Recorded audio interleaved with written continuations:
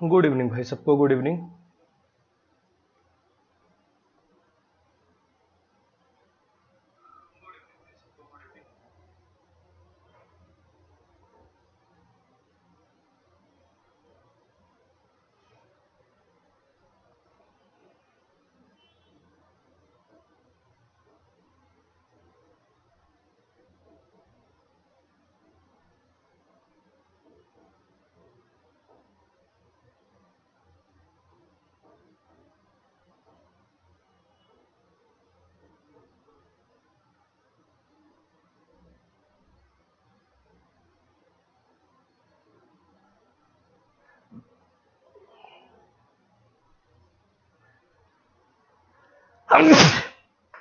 लो जी, छींक मार के करते हैं श्री गणेश आज की क्लास का।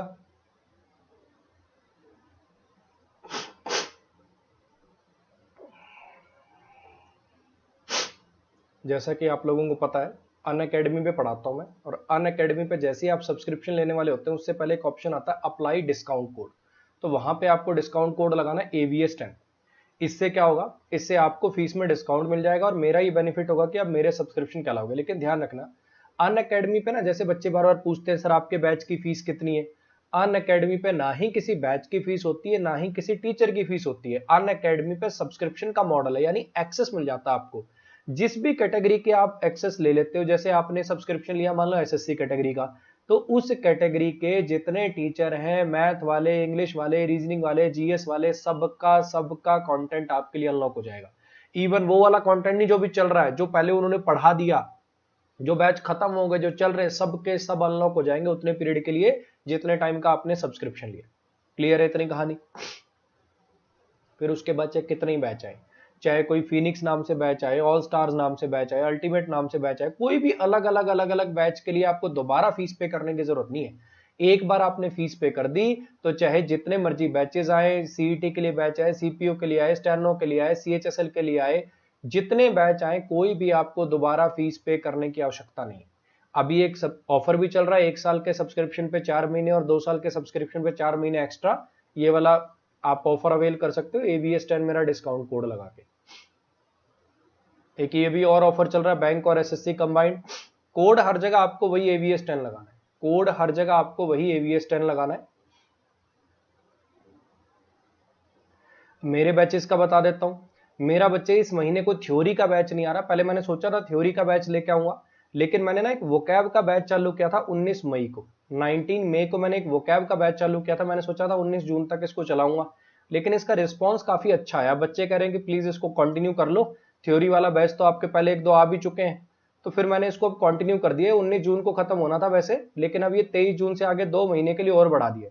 हफ्ते में 3 दिन क्लास हुआ करेगी अब इसकी आगे। 19 जून तक तो मंडे टू फ्राइडे रेगुलर ही चलेगा, लेकिन आगे इसकी हफ्ते में 3 दिन क्लास हुआ करेगी और बाकी के 2 दिन में मैंने एक प्रैक्टिस बैच कर दिए। तो वो कैब बैच उन बच्चों के लिए है जो मान लो मुझसे पूरा कोर्स करना चाहते हैं, एक बार मेरे से थ्योरी का बैच लगा चुके हैं। दोनों ही बच्चों के लिए, जिन्होंने अभी तक मुझसे कभी नहीं पढ़ा है या फिर एक बार थ्योरी का बैच लगा चुके हैं, वो कैब वाला बैच लगा लेंगे। देखो एक चीज समझना, मैंने जो मेरी पिछली वीडियो बनाई थी यूट्यूब पे, उसमें भी एक बात बताई थी कि अगर आप सोचो कि थ्योरी का बैच भी लगा लोगे, वोकैब का बैच भी लगा लोगे, फिर और कोई सब्जेक्ट भी कर लोगे, तो एक साथ इतना संभव हो नहीं पाता, वरना फिर वीडियो ही देखते रह जाओगे, याद कुछ भी नहीं रहेगा, क्योंकि खुद नोट्स बनाने का टाइम ही नहीं बचेगा आपके पास। तो भैया एक एक करके कर लो। अभी जब तक थ्योरी का बैच नहीं आता तब तक अपना वोकैब वाला बैच कर लो।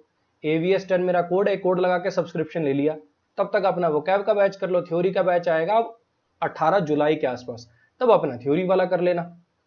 ठीक है जी, चलो जी आ जाओ, शुरुआत करते हैं। और एक चीज के लिए आप लोगों को थैंक यू बोलना था मुझे। बहुत सारे ऐसे बच्चे हैं जो मुझसे पढ़ते हैं और वाकई में, मतलब जैसे मैं कहता हूं ना कि यार रिकमेंड कर दिया करो, AVS10 कोड दोस्तों को बता दिया करो। अभी भी और पिछले, ऐसा नहीं है कि इसी महीने हुआ है ऐसा, पिछले भी काफी सारे महीने से मैं पढ़ाता हूं अनअकैडमी पे SSC कैटेगरी में, ठीक है। लेकिन मेरा कोड लगा के बच्चे सब्सक्रिप्शन ले रहे हैं नीट का, UPSC का, IIT JEE का। ये कैसे हो पा रहा है?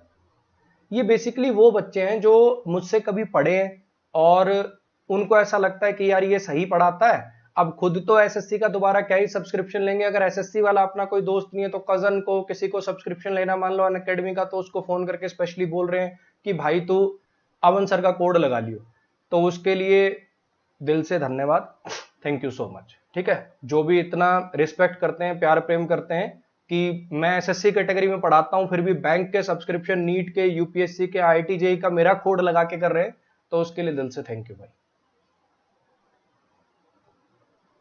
अभी जस्ट आजकल में ही एक यूपीएससी का सब्सक्रिप्शन ले रखा है मेरे कोड लगा के, और एक ने नीट का ले रखा है, एक ने आईआईटी जेईई का ले रखा है। तो उस सब के लिए यार, जो बच्चे इतना कष्ट कर रहे हैं कि मेरी कैटेगरी होने के बाद, मेरी कैटेगरी ना होने के बावजूद अपने दोस्तों को, छोटे भाइयों को, कजन्स को मेरा कोड लगाने के लिए रिकमेंड कर रहे हैं, उसके लिए थैंक यू भाई। चलो जी, आ जाओ एडवांस वर्ब शुरू करते हैं जी।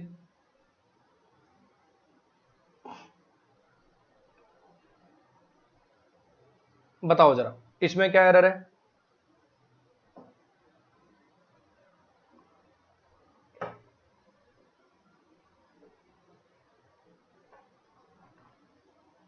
ठीक है are Gupta, thank you.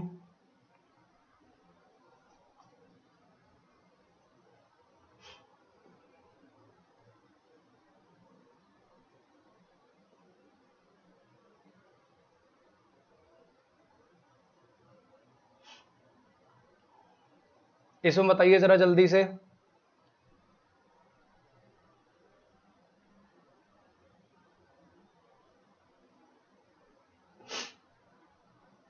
Are leader should not let the criminal activities to grow in our country. अब आपने एक रूल पढ़ा होगा एडवांस वर्ब में, एडवांस वर्ब के इन्फिनेटिव में आपने एक रूल पढ़ा होगा कि ये कुछ वर्ब है, लेट, बिड, मेक, सी,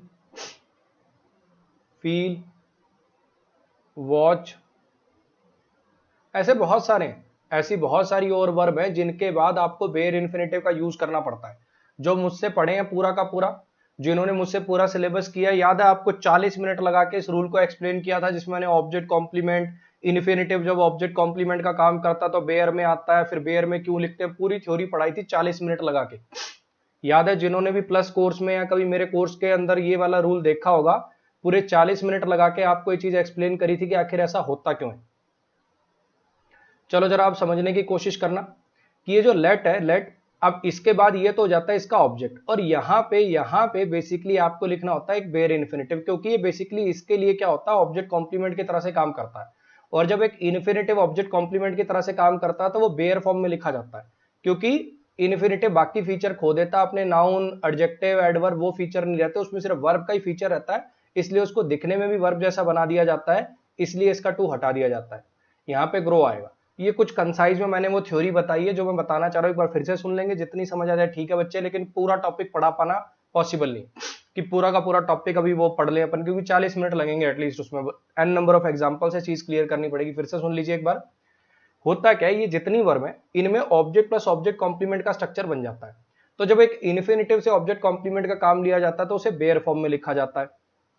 अब उसे बेयर फॉर्म में क्यों लिखते हैं, क्योंकि यहाँ पे ना जैसे इन्फिनेटिव बाकी काम करते हैं ना, नाउन बनना, एडजेक्टिव बनना, एडवर्ब बनना, ये वो सब काम करना बंद कर देता है, इसलिए उसे दिखने में सिर्फ बेसिकली वर्ब जैसा ही काम कर रहा था, इसलिए दिखने में भी वर्ब जैसा बना दिया जाता है और टू उसका हटा दिया जाता है। तो लेट के बाद, मिड के बाद, मेक के बाद, सी, वॉच, इन सब के बाद क्या यूज करते हैं अपन, बेयर इन्फिनेटिव का यूज करते हैं। यहाँ पे टू ग्रो नहीं, ग्रो का यूज होगा। नेक्स्ट पे आ जाइए। एसी थोड़ा कम करना, मतलब ठंडा करना। इसमें बताइए जरा।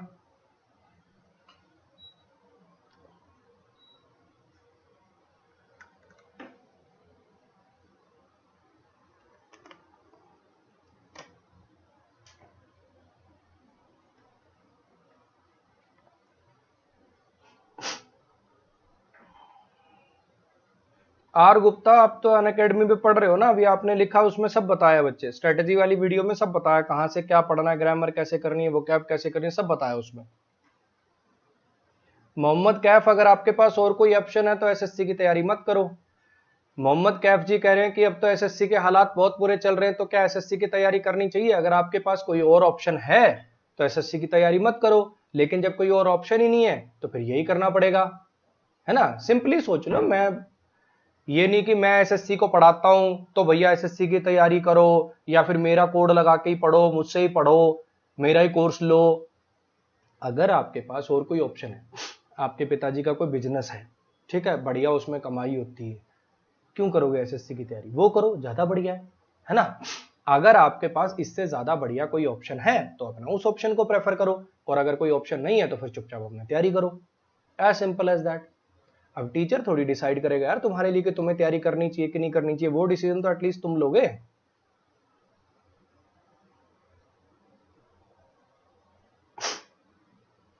हाँ जी, you should avoid to travel. अब अवॉइड, अवॉइड के बाद क्या आता है, अवॉइड के बाद आता है gerund. You should avoid going there, you should avoid talking to him, you should avoid coming late. Avoid के बाद, अवॉइड के बाद क्या आते हैं जी, जिरण आते हैं। तो यहाँ पे क्या आ जाएगा, टू ट्रेवल नहीं, यहाँ पे आएगा यू शुड अवॉइड ट्रेवलिंग। तुम्हें ये काम नहीं करना चाहिए, तुम्हें ये काम नहीं करना चाहिए, you should avoid travelling. Avoid के बाद आते हैं जिरण, कुछ वर्ब के बाद इन्फिनेटिव आते हैं, कुछ वर्ब के बाद जिरण आते हैं, पहले भी अपन ने डिस्कस किया था। नेक्स्ट पे आ जाइए।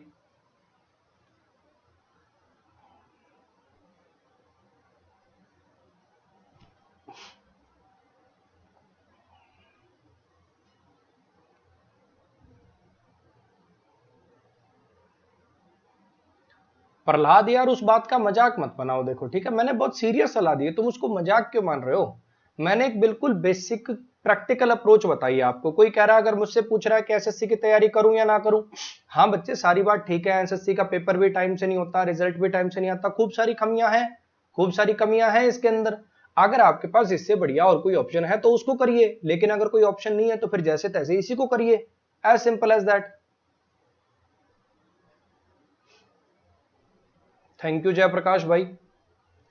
अब यहां पे जरा समझिएगा, हालांकि हालांकि इंटरलिंकिंग ऑफ रिवर्स, रिवर्स की जो इंटरलिंकिंग है उससे उससे सूखे की समस्या खत्म हो सकती है, उससे सूखे की समस्या को टैकल किया जा सकता है, फिर भी गवर्नमेंट ने कोई खास अटेंशन नहीं दी इस प्रोजेक्ट को। अब ये जो हेल्प होती है ना, हेल्प, हेल्प के बाद 3 स्ट्रक्चर अलाउड हैं। हेल्प के बाद आप 3 चीजें लिख सकते हो, हेल्प के बाद फुल इंफिनिटिव भी लिख सकते हो, हेल्प टू टैकल, हेल्प के साथ सीधा बेर इंफिनिटिव भी लिख सकते हो, हेल्प टैकल, और हेल्प के साथ इन प्रीपोजिशन या फॉर प्रीपोजिशन लगा के आप जिरण भी लिख सकते हो, हेल्प इन टैकलिंग, है ना। मेनली इन प्रीपोजिशन ही आती है इस वाले में। ये 3 तरीके से लिख सकते हो आप, help tackle, help to tackle, help in tackling, तीनों स्ट्रक्चर सही है, तीनों स्ट्रक्चर सही है, लेकिन बेस्ट है ये वाला, सबसे छोटा है, सबसे कंसाइज है। फॉरेन ऑथर हेल्प के साथ बेयर इंफिनिटिव का ही यूज करते हैं। फॉरेन ऑथर, सिंपल सा रीजन है यार, ये सबसे छोटा है, कंसाइज है। अगर उस बात को एक सिंगल वर्ड में कहा जा सकता है तो जरूरी है 2-2 वर्ड लगाएं, क्यों लगाएं। सबसे छोटा है, सबसे कंसाइज है। हेल्प के साथ ये तीनों स्ट्रक्चर अलाउड है। मैं एक सेंटेंस और बोल के दिखा देता हूं आपको, देखो, I helped him, I helped him to cross the road, I helped him cross the road, और I helped him in crossing the road, तीनों सही।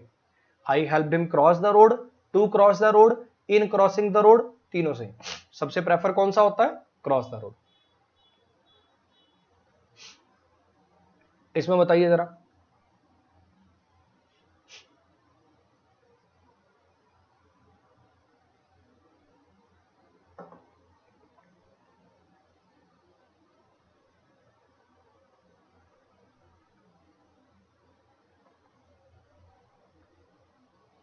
जो बच्चे बार बार पूछ रहे हैं सीजीएल अगस्त में होगा क्या, अगस्त में होगा क्या, अगस्त में होगा क्या, बच्चे अभी किसी को कुछ पता नहीं है, लेकिन फिर भी आप मान के चलिए कि अगर कोरोना केसेस कम जा रहे हैं तो हो सकता है कि अगली वेव आने से पहले पहले पेपर करा लिया जाए, यानी अगस्त सितंबर तक पेपर करा लिया जाए। तो उस हिसाब से डेडिकेटेड वे में अपनी तैयारी को वापसी उठा लीजिए, वरना आप पछताएंगे।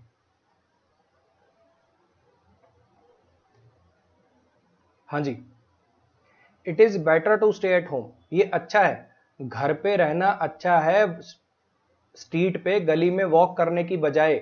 जब दंगे भड़क रखे हों, जब कम्युनल दंगे भड़क रखे हों आपके टाउन में, तो अच्छा है कि घर पर ही रहें बजाय कि स्ट्रीट पर चलने के, पता चले दंगों में मारे गए। तो भैया यहाँ पे क्या होता है, ये दैन जो होता है ना, बेसिकली अब ये 2 चीजों को कनेक्ट कर रहा है, इन 2 के कंपैरिजन के लिए आ रहा है कि ये अच्छा है। क्या क्या चीजों का कंपैरिजन हो रहा है, टू स्टे और टू वॉक, ये इन 2 चीजों को कनेक्ट कर रहा है। और आपने सुना होगा कि जब एक कंजंक्शन से दो इन्फिनेटिव जोड़े जाते हैं तो दूसरा वाला बेयर फॉर्म में लिखा जाता है, तो यहाँ पे टू वॉक नहीं वॉक आएगा। कुछ आगे बात समझ में? जैसे आप कहते हो we decided to go and to stay there, to stay नहीं स्टे आएगा। जब दो इन्फिनेटिव किसी कंजंक्शन से जोड़े जाते हैं तो दूसरा वाला बेयर फॉर्म में लिखते हो we decided to go and stay there.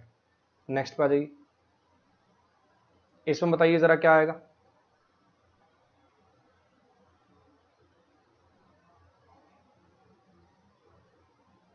Devansh बच्चे इस साल का तो सीजीएल अभी एसएससी के थ्रू ही होगा ना, तो पहले ये वाला दे लो, ठीक है। सीईटी जब होगा क्या नहीं होगा। तुम यार बच्चे थोड़ा सा मुझे लगता है ग्रेजुएट आदमी हो सब, है ना, ग्रेजुएट आदमी हो। सुवांकर साहब बच्चे जो नीचे व्हाट्सएप नंबर है इस पे बात करो प्लीज, इसके रिगार्डिंग यहाँ पे लंबे लंबे कमेंट मत करो प्लीज, ठीक है। ये नीचे जो व्हाट्सएप नंबर है इस पे बात कर लो, नहीं मेरे को फेसबुक पे मैसेज कर लो।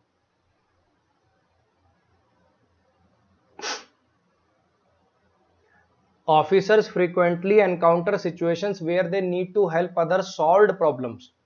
ऑफिसर्स को अक्सर ऐसी सिचुएशन का सामना करना पड़ता है जहां पे उन्हें दूसरों की मदद करनी पड़ती है प्रॉब्लम सॉल्व करने में, जहां उन्हें दूसरों की मदद करनी पड़ती है प्रॉब्लम सॉल्व करने में। अभी 1 मिनट पहले मैंने बताया कि ये जो हेल्प होती है ना, अब यहाँ पे भले ये इन्फिनेटिव है लेकिन सेमी वर्ब है, अर्ध वर्ब है, हाँ के ना, ये नाउन प्लस वर्ब है। यहाँ पे ये नीड वर्ब के लिए तो ऑब्जेक्ट है, नाउन है, लेकिन इसमें वर्ब वाला फीचर भी तो है, तभी तो इसने अपना ऑब्जेक्ट रख रखा है ये, हाँ के ना। हेल्प अदर्स, ये टू हेल्प इसको बोलते हैं। ये जो इन्फिनेटिव जेरेंट पार्टिसिपल होते हैं सेमी वर्ब अर्ध वर्ब, इनके अंदर दोनों फीचर होते हैं। ये नाउन एडजेक्टिव एडवर्ब ये सब काम भी करते हैं और साथ साथ में वर्ब का अंश भी होता है इसमें, तभी तो इसने अपना ऑब्जेक्ट रख रखा है ये। अगर मैं इस पार्ट को ब्रेक करूं तो दे सब्जेक्ट है, नीड वर्ब है, ये इन्फिनेटिव जो है इसका ऑब्जेक्ट है, और ये अदर है ये ऑब्जेक्ट ऑफ इन्फिनेटिव। और आपको पता है कि हेल्प जब वर्ब की तरह से काम करता है तो उसके बाद ऑब्जेक्ट प्लस ऑब्जेक्ट कॉम्प्लीमेंट के स्ट्रक्चर बन जाते हैं, मतलब बेसिकली बेयर लगाना प्रेफर किया जाता है ना। तो यहाँ पे help others to solve, help others solve और हेल्प अदर्स इन सॉल्विंग, तीनों सही हैं, लेकिन प्रेफर करिएगा सॉल्व लगाना, प्रेफर करिएगा सॉल्व लगाना। अभी पढ़ा है 1 मिनट पहले ये तो, इसमें बताइए जरा।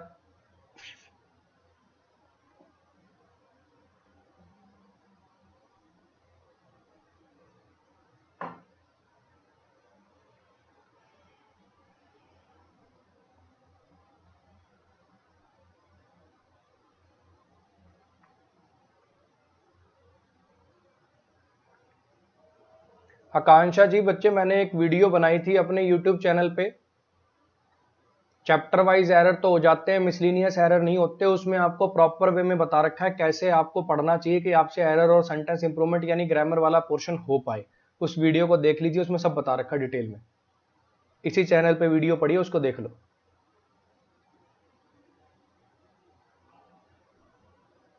Running across the beach my purse fell on the road, fortunately I noticed it and picked it up.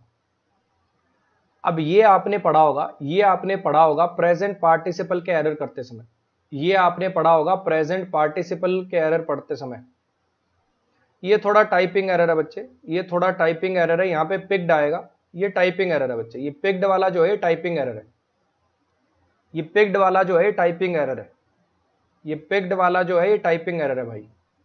इसको सही कर दूंगा मैं अभी, जब फाइल अपलोड करूंगा तब सही कर दूंगा। बताओ गलती क्या है इसमें। अब यहां पे अगर आप देख पा रहे हो तो ये अक्रॉस प्रीपोजिशन है, बीच इसका ऑब्जेक्ट है, और ये रनिंग है जी प्रेजेंट पार्टिसिपल, और ये आपने लगा दिया किसके लिए, पर्स के लिए।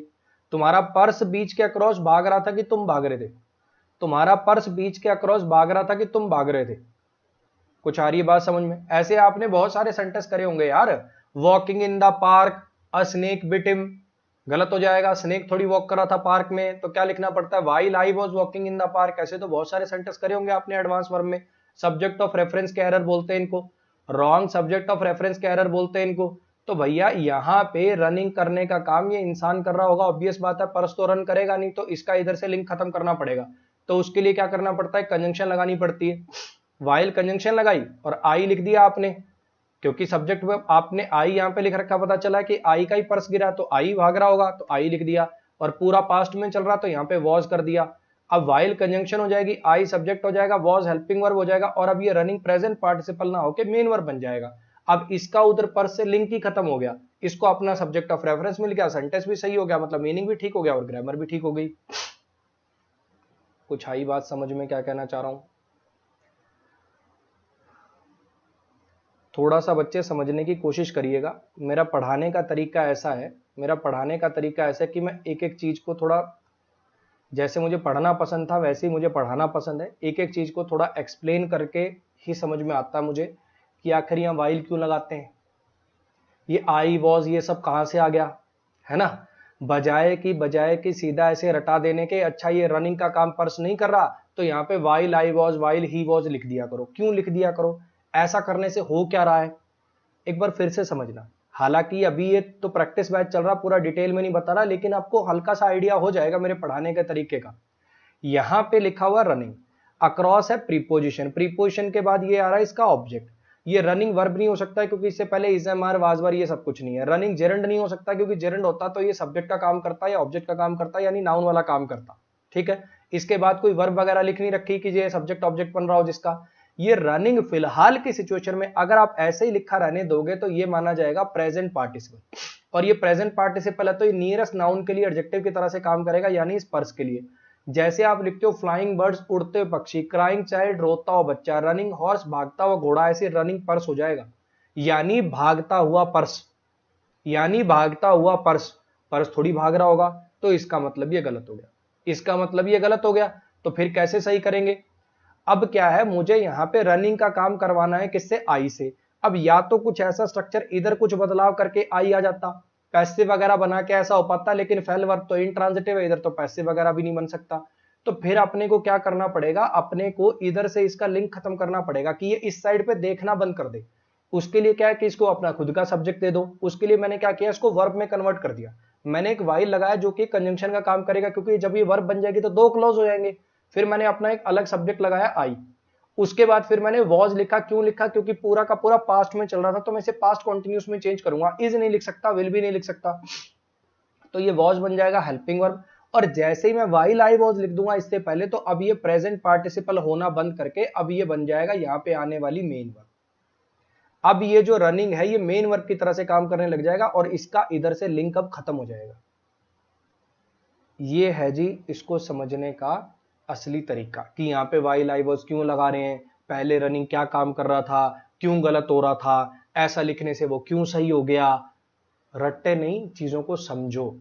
ये इन्फिनिटिव जेरंड पार्टिसिपल तभी आपको टॉपिक मुश्किल लगते हैं क्योंकि आपने ना तो पहले कभी इनके बारे में कुछ पढ़ा और सीधा ऐसे रटा दिए, इसके बाद इसका प्रयोग करें, इसके बाद इसका प्रयोग करें, इसके बाद बेर इन्फिनिटिव का प्रयोग करें, इसके बाद फुल इन्फिनिटिव का प्रयोग करें, यहाँ ये लगाएं वहां वो लगाएं। चीजों को समझ के करोगे तभी वो क्लिक होंगी अलग अलग सेंटेंस में।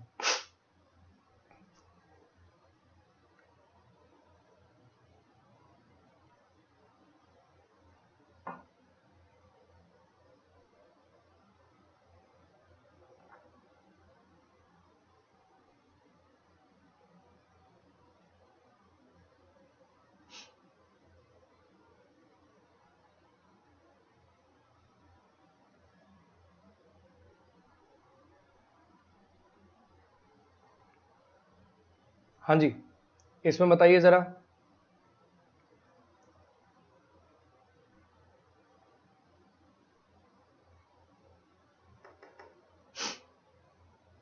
इसमें बताइए।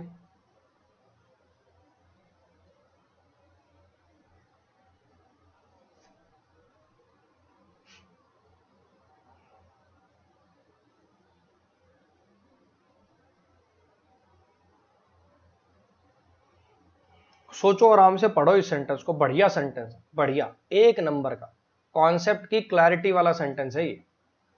इस सेंटेंस को वही बच्चे कर पाएंगे जिनके कॉन्सेप्ट्स क्लियर हैं और जो सेंटेंस को पढ़ के उसका एटलीस्ट मीनिंग निकाल पाते हैं। जो इस सेंटेंस का मीनिंग ही नहीं निकाल पा रहा उससे नहीं हो पाएगा ये सेंटेंस।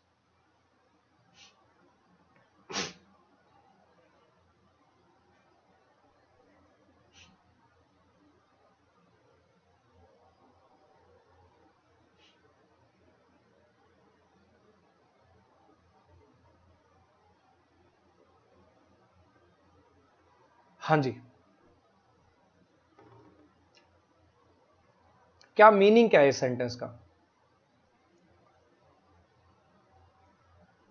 जो भी दोनों पार्टीज के प्लीडर ने, यानी दोनों पक्षों के प्लीडर्स ने, दोनों पक्षों के जो प्रार्थी थे, मतलब दोनों पक्षों के जो आगे बात करने वाले थे, दोनों पक्षों के जो रिप्रेजेंटेटिव्स थे, उन्होंने जो भी उन्होंने जो भी कुछ कहा, उसको मद्देनजर रखते हुए, उसको जज करते हुए, उसको जज करते हुए या उसको जज करने के बाद वो जज जो था वो इस नतीजे पर पहुंचा कि केस झूठा है।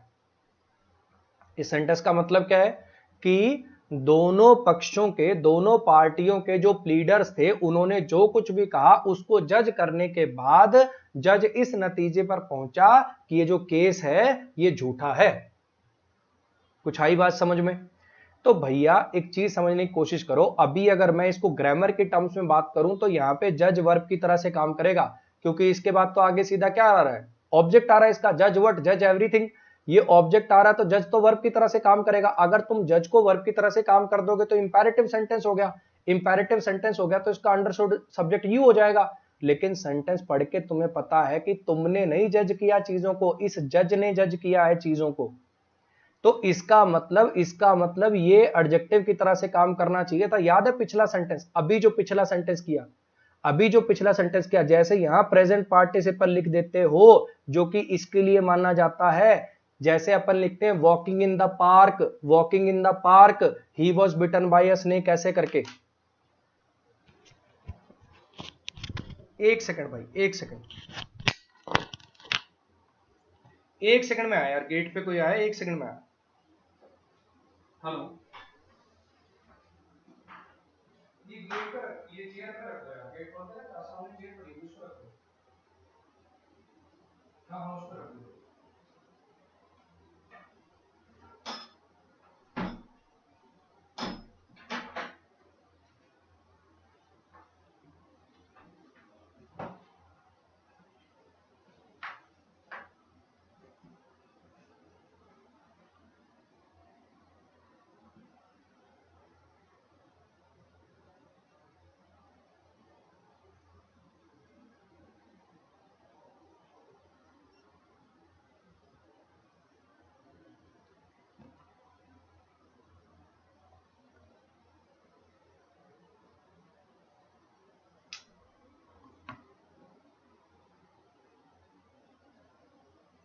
हाँ जी, यार तुम उसी टाइम बता देते कि ओटीपी चाहिएगा। हाँ,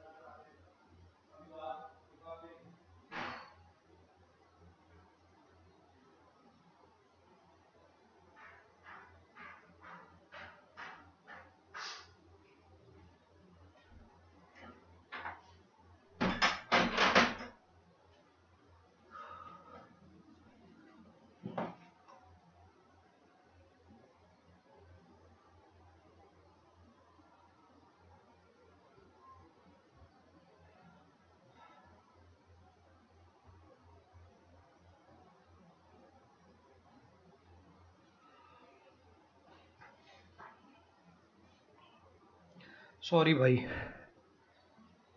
वो अमेजोन का कोई पार्सल आना था, अब उनको चाहिए ओटीपी।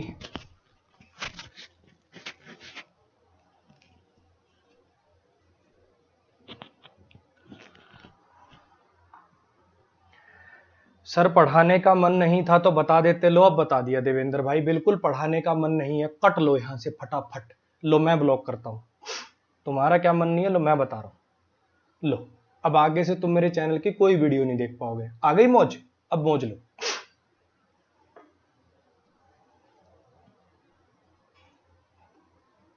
पढ़ाने का मन नहीं था तो बता देते।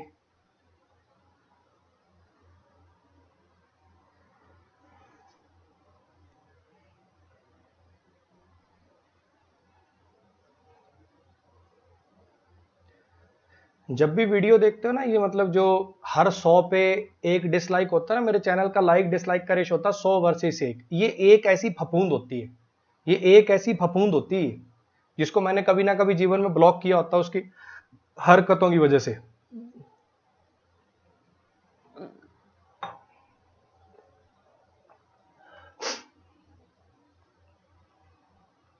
क्लास के बीच में गेट पे कोई आ गया, मैं चला गया, तो पढ़ाने का मन नहीं था तो बता देते। चल तेरे जैसे फर्जी बच्चे के लिए बाकियों क्यों टाइम खराब किया जाए। खत्म आदमी, दोबारा इस चैनल पे ना देखने की जरूरत है, अपना कुछ और कर तू। पढ़ाने का मन नहीं था बता देते।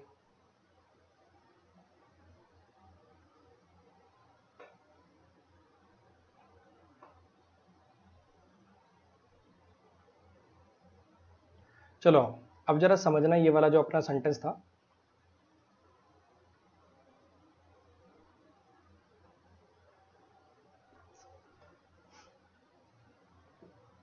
भागा भागा गया हूं यार, उस बंदे ओटीपी ढूंढ रहा हूं, लड़ रहा हूं उससे कि भैया ये पार्सल ले जाओ, मेरे को नहीं मिल रहा ओटीपी, मेरी क्लास चल रही है।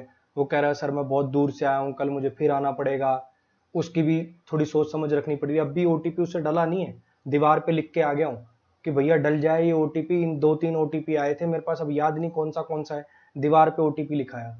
अपना डल जाए तो छोड़ जाना, नहीं तो अपना ले जाना, सिर्फ इसलिए कि यार तुम्हें 2 मिनट और ज्यादा ना इंतजार करना पड़ जाए। और ये कह रहा पढ़ाने का मन नहीं था तो पहले बता देते। पागल हूं मैं, क्लास शेड्यूल कर रहा हूं, यहाँ स्लाइडें बना रहा हूं, पढ़ा रहा हूं बिना मन के।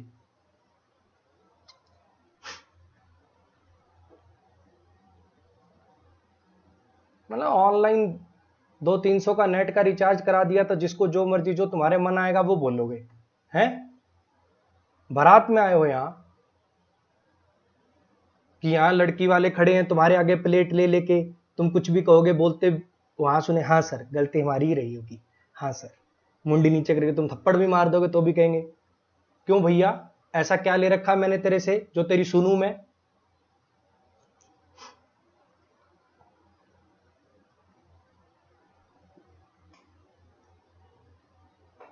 पढ़ना हो तो पढ़ लिया करो, फालतू बकवास करनी हो तो इस चैनल पे बिल्कुल मत आया करो। अभी आरएम भाई को ये जानना है पार्सल में क्या था।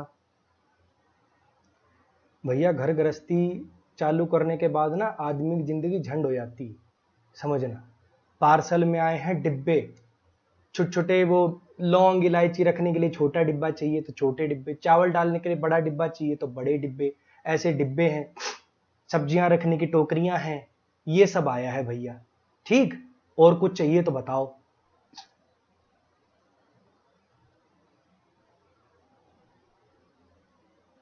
पढ़ लो चुपचाप, अब आ जाओ। जज everything in the light of the pleaders of both the parties had said.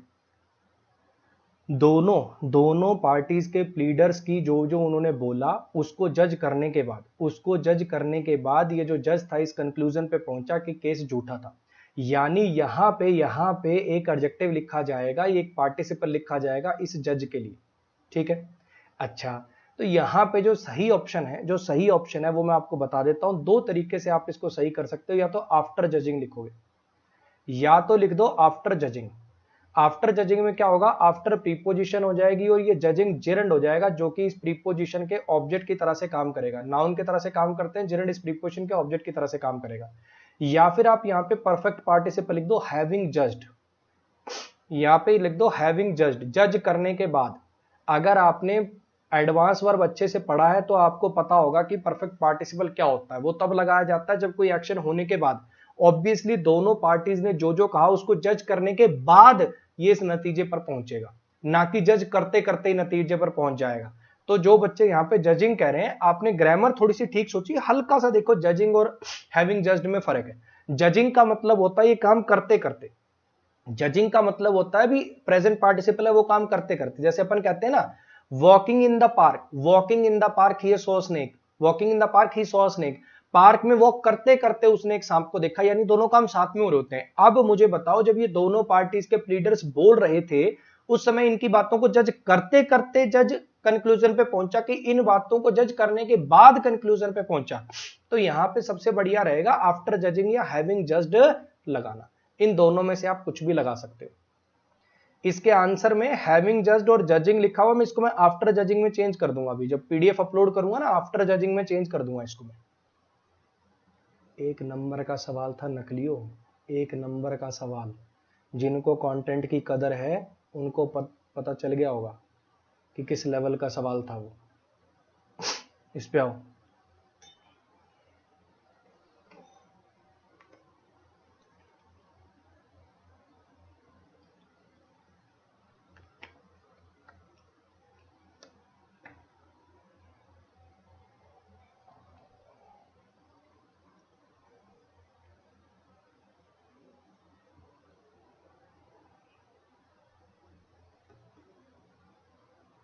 हाँ जी, इसमें बताओ।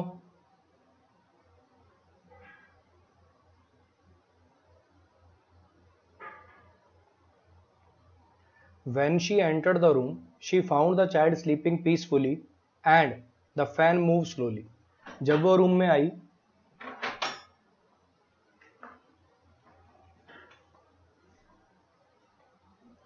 जब वो रूम में आई तो उसने पाया कि बच्चा सो रहा था पीसफुली और पंखा चल रहा था धीरे धीरे।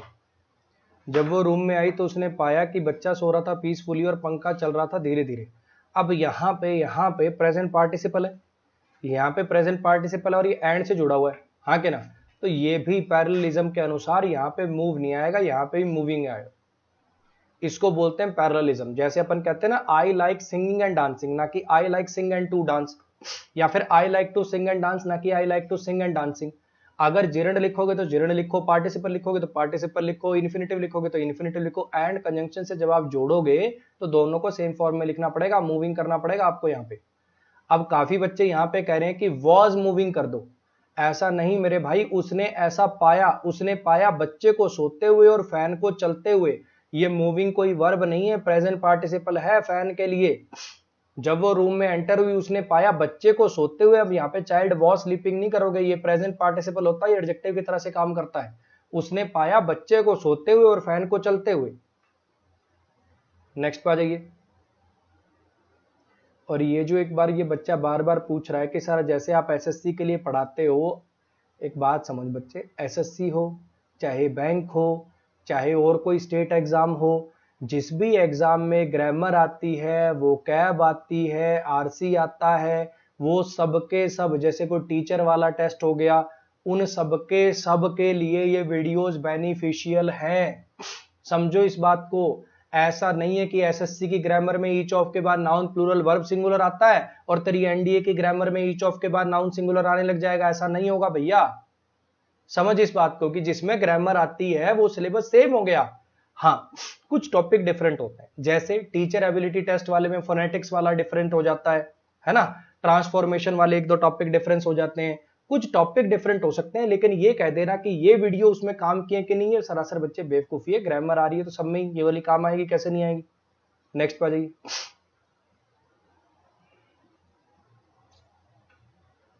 चलो जी, इसमें बताओ जरा।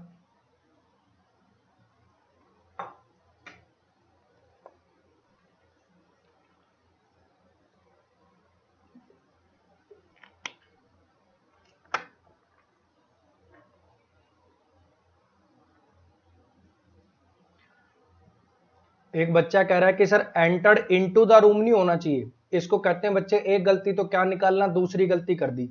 एंटर के साथ इनटू का यूज नहीं होता, ये अलग से पढ़ा जा रहा है और तू कह रहा है यहाँ पे इनटू लगा लो। एंटर ट्रांजिटिव वर्ब होती है बच्चे, he enter the hall, he enter the room, सीधा आएगा, कुछ नहीं आएगा वहां पे। ये वाले एरर तो बच्चे बहुत घिसे पिटे, बहुत बहुत पड़े होंगे, है ना। एक बरसात का दिन होने के कारण विजय ने डिसाइड किया कि वो घर ही रहेगा और उस प्रॉब्लम पे आगे काम करेगा। अब यहाँ पे विजय बरसात का दिन था कि वो दिन बरसात का दिन था, ये being a rainy day, being a rainy day आपने लगा दिया विजय के लिए, विजय बरसात का दिन है कि वो दिन बरसात का दिन है, तो यहाँ पे वो दिन बरसात का दिन है। और टाइम डेट डे के लिए क्या लगाते हो, इट लगाते हो। नेक्स्ट पा दीजिए, इसमें बताओ जरा,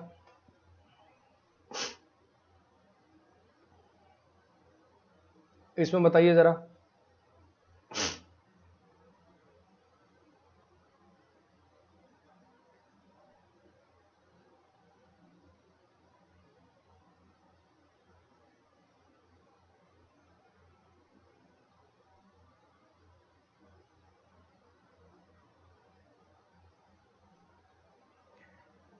taking tea he went to the office and disposed of a lot of work.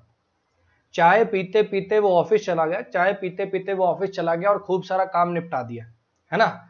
मतलब घर पे चाय बनी, बीवी ने कहा लो जी चाय पी लो, क्या देरी हो रही है, कोई बात नहीं साथ ले जाओ, चाय का कप ले लिया साथ में, इधर से एक चुस्की मार लेता है, चलता जा रहा है, चलता जा रहा है, रोड पे चल रहा है चाय, रेड लाइट पे चाय, ऑफिस पहुंच गया चाय, काम कर रहा है किटकिट किटकिट चाय।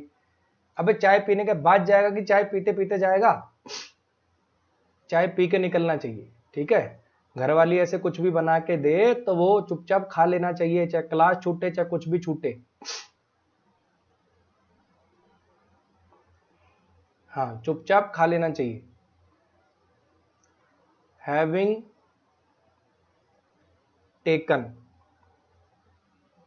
टी, चाय पीने के बाद, चाय पीने के बाद, हैविंग बीन टेकन नहीं बच्चे, पैसिव क्यों लगा रहे हो, सीधा हैविंग टेकन लगाओगे या आफ्टर टेकिंग टी लिख दो, दोनों में से कुछ भी लिख दो, both are correct. After taking tea लिख दो चाहे हैविंग टेकन टी लिख दो, दोनों ठीक है। ये एक परफेक्ट पार्टिसिपल है, ये आफ्टर प्रीपोजिशन और टेकिंग इसका ऑब्जेक्ट है, जेरंड है, दोनों तरीके से लिख सकते हो, लेकिन ये प्रेफर किया जाता है। क्यों प्रेफर किया जाता है, क्योंकि पहले अगर आपने एक ये प्रेजेंट पार्टिसिपल था, ये एक्चुअली एरर पूछा जाता है, इस एरर के पूछने के पीछे मकसद क्या होता है, क्या आपको पता है कि प्रेजेंट पार्टिसिपल और परफेक्ट पार्टिसिपल में क्या डिफरेंस होता है।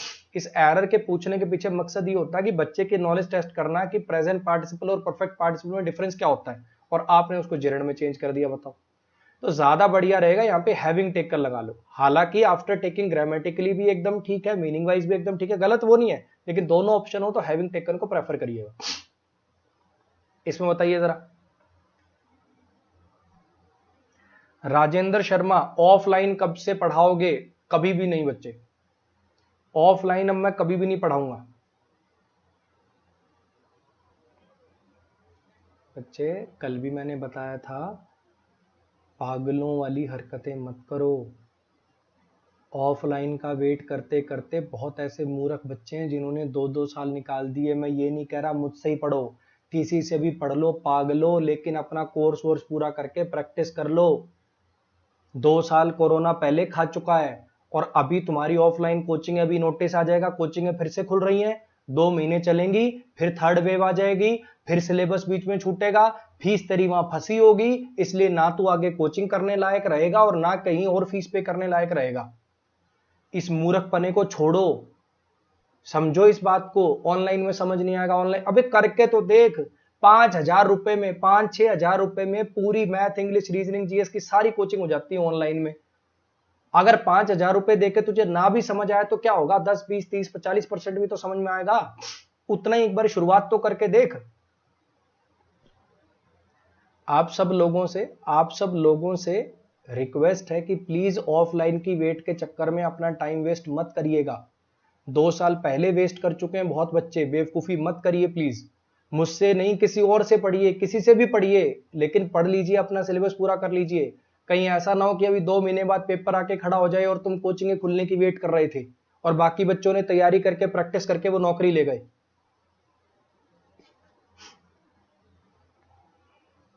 हाँ जी, ही डज नथिंग बट, अब आपने पढ़ा होगा, कि डज के बाद आया नथिंग बट, हाँ कि ना।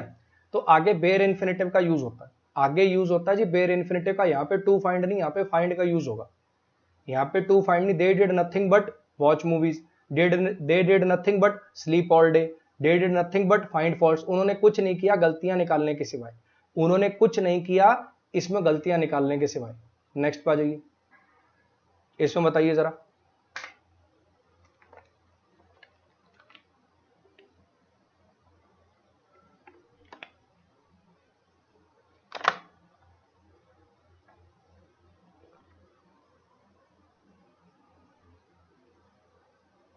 हाँ जी, इसमें बताओ जरा क्या आएगा।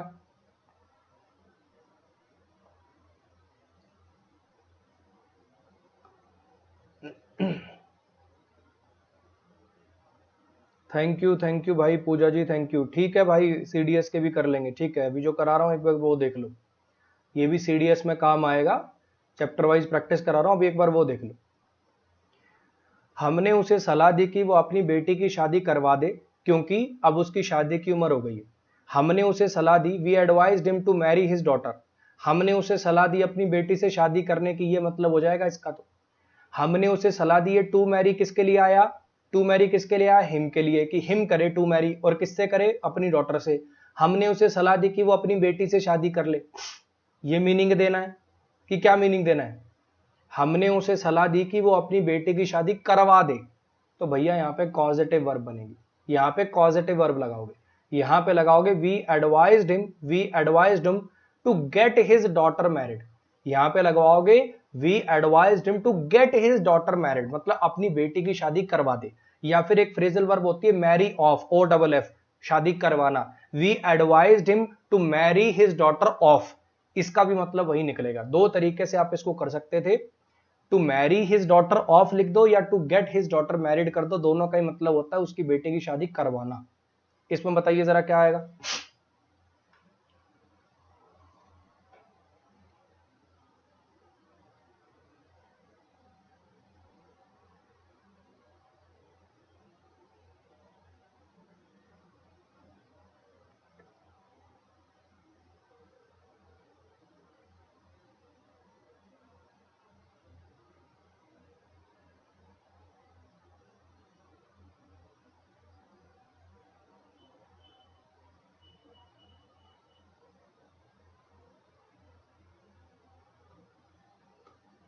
हाँ जी, वो प्रोफिशिएंट है हिंदी और इंग्लिश को बोलने में, लेकिन वो नहीं जानता कि लिखी पढ़ी और सॉरी, वो हिंदी को तो बोलने और लिखने में, he is proficient in Hindi and can speak English, वो हिंदी में तो प्रोफिशिएंट है और इंग्लिश बोल सकता है, लेकिन वो ये नहीं जानता कि इंग्लिश को पढ़ा और लिखा कैसे जाता है। अब यहां पे एक चीज समझने की कोशिश करना, नो वर्ब का object, he knows to swim, he knows to swim. अब मुझे बताओ क्या टू स्विम को जानोगे कि ये एक्शन कैसे किया जाता है वो जानो, खुद सोचो एक बार, नो वर्ब का ऑब्जेक्ट कभी सीधा टू स्विम हो सकता है, नो वर्ब का ऑब्जेक्ट सीधा कभी टू स्विम हो सकता है। आई नो टू स्विम, मतलब मैं जानता हूं टू स्विम, हाँ जी, मैं जानता हूं तैरा कैसे जाता है, कि वो एक्शन कैसे किया जाता है। कुछ आ रही है बात समझ में। तो यहां पे आपको हाउ टू स्विम लिखना पड़ेगा। नो वर्ब का ऑब्जेक्ट टू स्विम नहीं हो सकता, नो वर्ब का ऑब्जेक्ट हो सकता कि वो एक्शन कैसे, तुम क्या जानते हो, तुम स्विम को जानते हो कि स्विम कैसे किया जाता है ये जानते हो। समझ में आया। I know how to swim, I know how to write, I know how to dance. जब भी आप नो वर्ब के बाद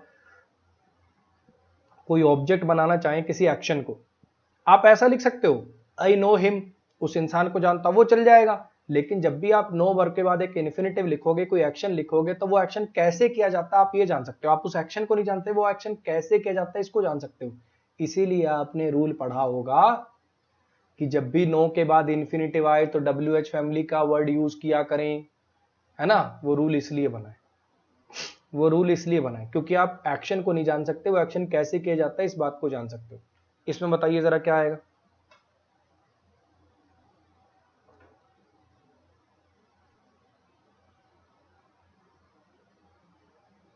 इसमें बताइए जरा क्या आएगा।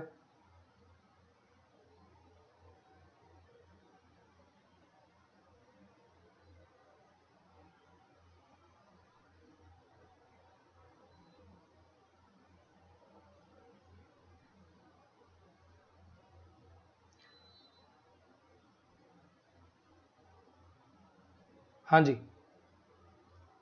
मैं कहूं, अगर मैं कहूं being very poor, being very poor, being very poor, he was admitted to an orphanage, कि हैविंग वेरी पुअर क्या लिखें? इनमें इन छोटे छोटे सेंटेंसेस में फर्क समझ में आता है आपको? अगर मैं कहूं आई हैव अ कार आएगा कि आई एम अ कार आएगा? आई हैव अ कार आएगा कि आई एम अ कार आएगा?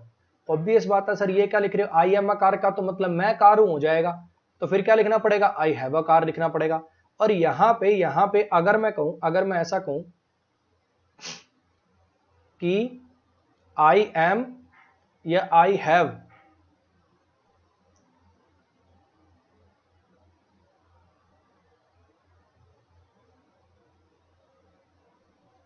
टायर्ड, यहां पे क्या लिखूं? आई एम टायर्ड कि आई हैव टायर्ड? हाँ जी,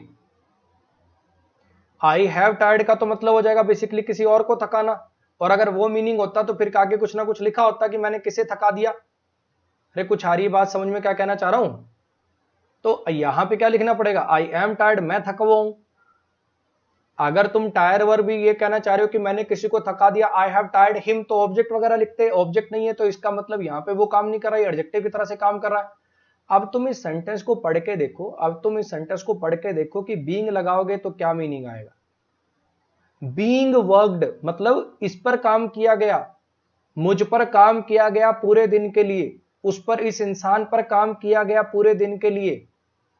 बीइंग वर्कड, बीइंग वर्कड की हैविंग वर्ड, इस इंसान ने काम किया कि इस पर काम किया गया। Sanjay Biswal, thank you so much बच्चे, पढ़ लिया मैंने आपका कमेंट, बार बार कमेंट मत कीजिए प्लीज। बीइंग वर्कड लिखोगे कि हैविंग वर्ड लिखोगे? ये इसका डूअर है बच्चे, ये इस काम को करने का डूअर है, तो यहां पे हैविंग वर्कड आएगा। पूरा दिन काम करने के बाद, पूरा दिन काम करने के बाद।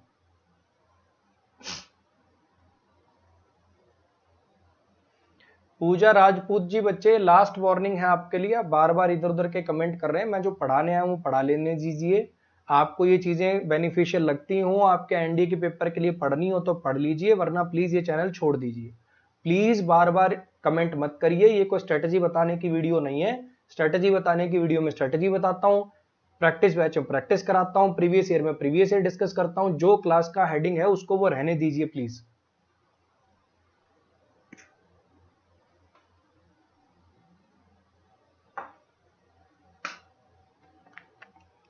क्लियर कट वे में बता दिया है कि चाहे ग्रामर एसएससी की हो, चाहे एनडीए की हो, चाहे बैंक की हो, वो कैब चाहे एसएससी की हो, बैंक की हो, चाहे एनडीए की हो, सेम है।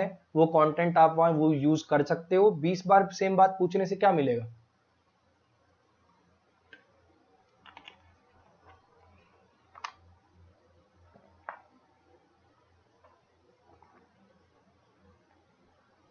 डॉक्टर ने सलाह दी सुरेश और मोहन को, डॉक्टर ने सलाह दी सुरेश और मोहन को।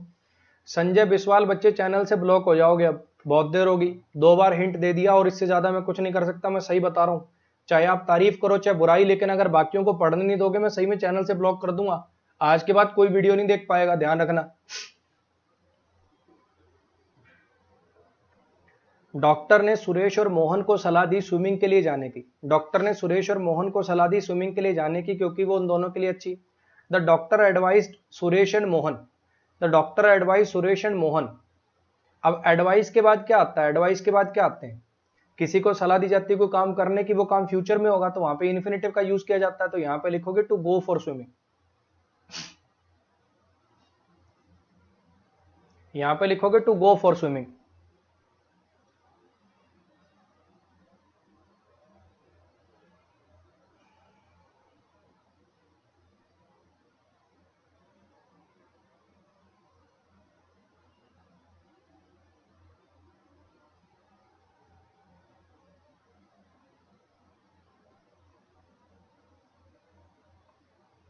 चलो जी, इसमें बताइए जरा।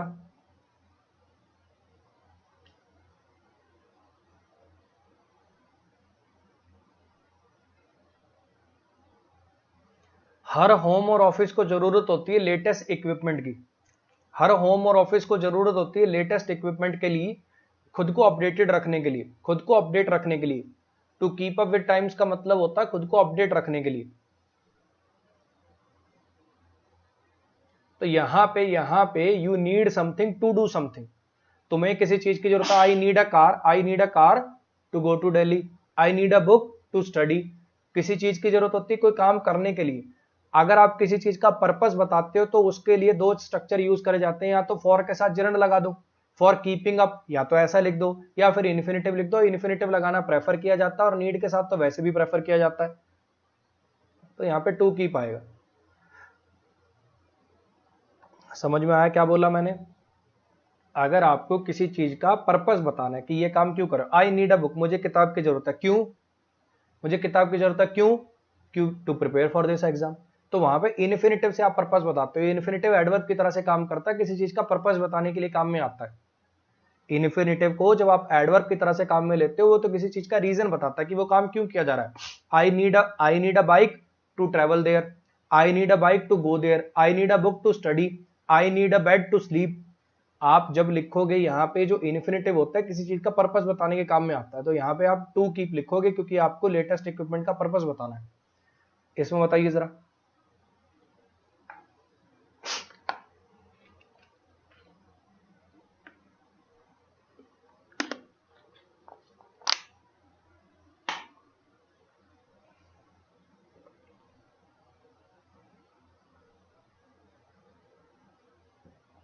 ठीक है संजय भाई, अब तू सॉरी सॉरी के मैसेज करने लग गया यार, बस कर यार, मत कर भाई, मत मैसेज कर इतने, मत मैसेज कर इतने। It is impossible to make her to understand the problem. Impossible है, ये असंभव है उसे प्रॉब्लम समझाना, ये असंभव है उसे प्रॉब्लम समझाना। तो यहां पे वही याद, आपको आज के लेक्चर के शुरुआत वाले सेंटेंस में क्या बताया था, लेट है, बिड है, मेक है, इनके बाद क्या आते हैं, वेर इन्फिनेटिव आते हैं। मेक हर टू अंडरस्टैंड नहीं, मेक हर अंडरस्टैंड आएगा सीधा। नेक्स्ट पे आ जाइए, इसमें बताइए जरा क्या आएगा।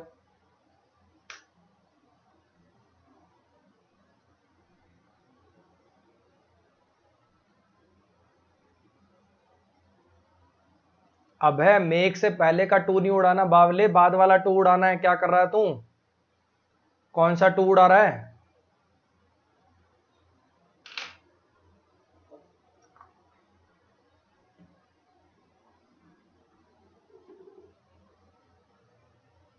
हाँ जी, इसमें बताइए जरा।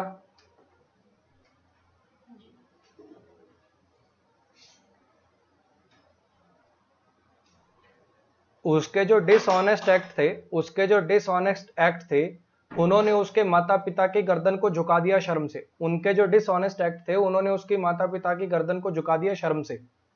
अभी 1 मिनट पहले बताया कि ये जो मेड है ना, मेड, ये कॉजेटिव वर्ब की तरह से काम करता है। ये मेड कॉजेटिव वर्ब की तरह से भी काम कर लेता है ना। अच्छा, और कॉजेटिव वर्ब में अगर यहाँ पे डूअर आता है तो आगे वेर इन्फिनेटिव आता है, अगर यहाँ पे रिसीवर आता है तो यहाँ पे पास्ट पार्टिसिपल आता है।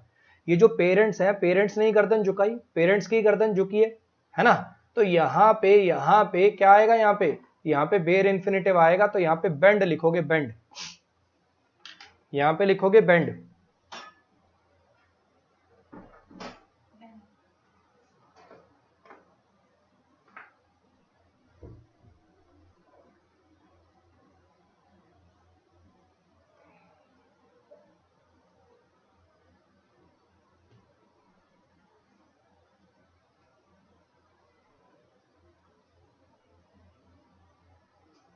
नेक्स्ट पे आ जाइए,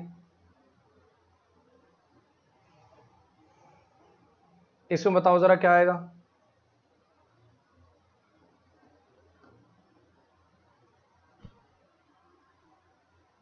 बिल्कुल सेम कॉन्सेप्ट है, बिल्कुल सेम कॉन्सेप्ट, बिल्कुल सेम कॉन्सेप्ट।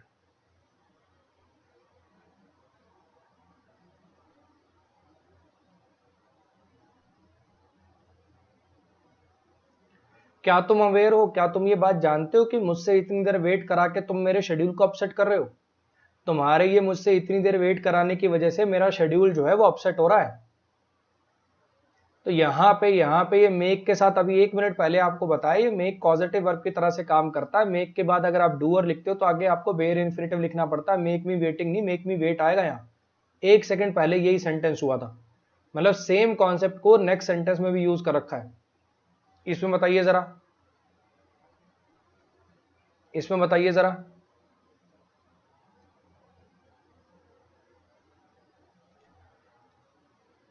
अब आपने पढ़ा होगा कुछ ऐसी वर्ब होते हैं, याद है मैंने प्रीपोजिशन चैप्टर में आपको बताया था, सजेस्ट के बाद सीधा मी नहीं आ सकता, प्रपोज के बाद मी नहीं आ सकता, राइट के बाद मी नहीं आ सकता, याद आ रहा है? द डॉक्टर सजेस्टेड मी तो नहीं हो पाएगा, the doctor suggested to me हो पाएगा। और एक गलती और है, सजेस्ट के बाद कभी इन्फिनेटिव भी नहीं आता। सजेस्ट के बाद या तो दैट लगा के क्लॉज बनता है या फिर जेरेंड आता है। He suggested going there, he suggested joining Aman's batch. Suggest के बाद कभी इन्फिनेटिव भी नहीं आता। इसमें दो गलतियां हैं, एक तो सजेस्ट के डायरेक्ट के बाद मी नहीं आ सकता, और एक सजेस्ट के बाद कभी टू टेक नहीं आ सकता, इन्फिनेटिव नहीं आ सकता। कभी सजेस्ट के बाद हमेशा जेरेंड आते हैं या फिर दैट लगा के क्लॉज आते हैं। सजेस्ट के बाद दो ही चीज आती हैं। तो यहां पे आप इसको सही कर सकते हो दो तरीके से। या तो आप यहां पे लिख दो, या तो आप दैट लगा के क्लॉज बना दो सीधा। He suggest the doctor suggested that I take, the doctor suggested that I take, that लगा के क्लॉज लगा दो। The doctor suggested that I take, doctor ने सलाह दी कि मैं मेडिसिन टाइम पे लूं। टेक नहीं, सॉरी, फिर वो अपना टुक करना पड़ जाएगा आपको। The doctor suggested that I took medicine on time.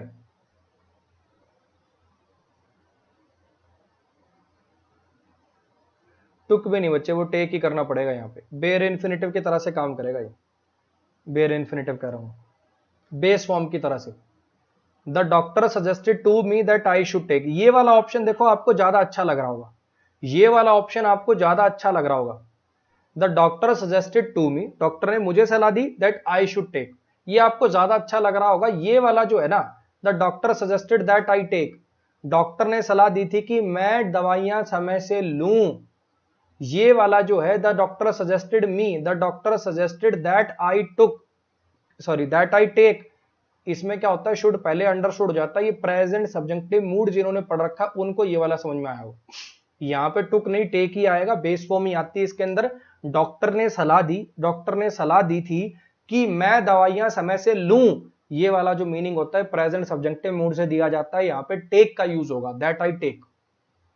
ये थोड़ा अच्छा टॉपिक है। वो नहीं समझ में आया तो ये भी ग्रामेटिकली ठीक है, वो नहीं समझ में आया तो ये भी ग्रामेटिकली ठीक है।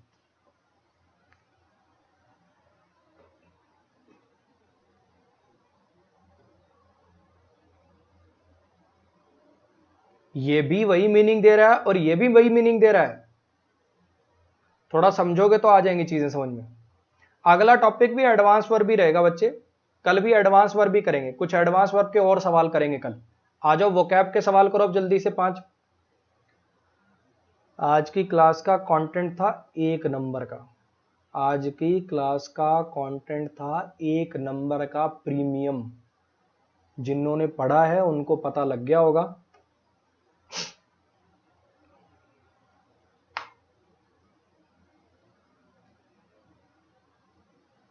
हाँ जी, ओवेशन का सिनोनिम, जैसे कहते हैं ना स्टैंडिंग ओवेशन दी है, खड़े होकर ओवेशन दी है, मतलब खड़े होकर तालियां बजाई, खड़े होकर अपलॉज दिया, खड़े होकर अपलॉड किया। नेक्स्ट पे आ जाइए। ग्ली का एंटोनिम बताइए, ग्ली का उल्टा बताइए। ग्ली का मतलब होता है, ग्ली का मतलब होता है बेसिकली खुशी, हैप्पीनेस। इसका उल्टा हो जाएगा वो, परेशानी, दुख।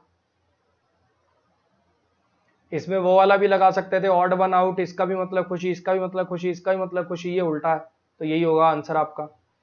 Bye and by, by and by का मतलब क्या होता है, बाय एंड बाय इसका मतलब होता है ग्रेजुअली, धीरे धीरे।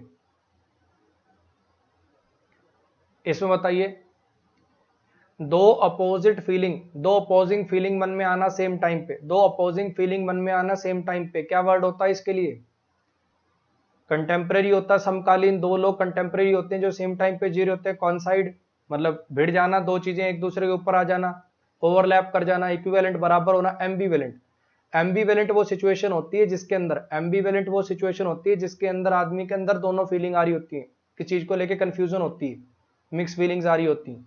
इनमें से कौन सा वर्ड है जिसकी स्पेलिंग गलत है, इनमें से कौन सा वर्ड है जिसकी स्पेलिंग गलत है, इसमें से गलत है बच्चे स्पेलिंग एक्विंटेंस की।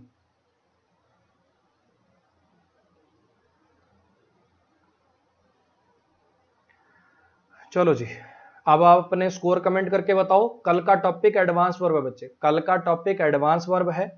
एक बार जाने से पहले मैं फिर से मन से उन बच्चों का थैंक यू बोल रहा हूं जो भी बच्चे मतलब मेरा कोड आगे रिकमेंड करते हैं, खास करके वो वाले बच्चे जो एसएससी कैटेगरी में पढ़ाता हूं मैं, और दूसरे अपने कजन से, भाइयों से, कोई नीट का सब्सक्रिप्शन में मेरा कोड यूज करा रहा है, कोई यूपीएससी के सब्सक्रिप्शन में कोड यूज करा रहा है, कोई आईटीजे के सब्सक्रिप्शन में कोड यूज करा रहा है, उनका दिल से सबका थैंक यू। किसी ने भी कोई भी एसएससी कैटेगरी में भी रिकमेंड किया तो उसके लिए भी थैंक यू। ठीक है, सबका मन से धन्यवाद उस चीज के लिए कि आप इतना ट्रस्ट करते हो कि अपने कजन को, अपने भाइयों को रिकमेंड करते हो, उनको आपको लगता है कि हाँ वो आपको आगे चल के गालियां नहीं देंगे कि यार कैसे टीचर के पास भेज दिया, उसके लिए दिल से थैंक यू।